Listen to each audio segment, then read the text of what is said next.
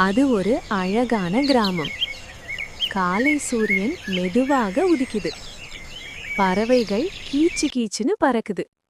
அந்த கிராமத்துல ரவின்னு ஒரு சின்ன பையன் இருந்தான்.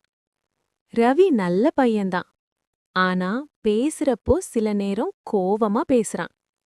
ஒரு நாள் ரவியோட அம்மா மெதுவா இனிமையா கூப்பிட்டாங்க. ரவி, மரத்துல பழுத்த மாம்பழம் இருக்கு. ஒன்னு எடுத்து வா கண்ணா. ரவிக்கு அவசரம். மரத்துல பார்த்தவுடன் பச்சை காய பறிச்சான். அம்மா சிரிச்சுக்கிட்டே கேட்டாங்க, ஏன் கண்ணா, பழுத்த மாம்பழம் இருக்க பச்சை காய பறிச்ச?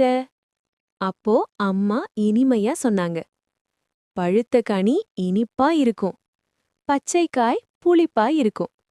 அதே மாதிரி இனிமையா பேச முடியும் போது கோபமா கசப்பா பேசுறது இந்த பச்சை காய பறிக்கிற மாதிரிதான்.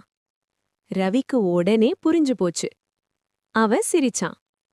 அதுக்கப்புறம் எல்லாரிடமும் இனிமையா பேச ஆரம்பிச்சான்.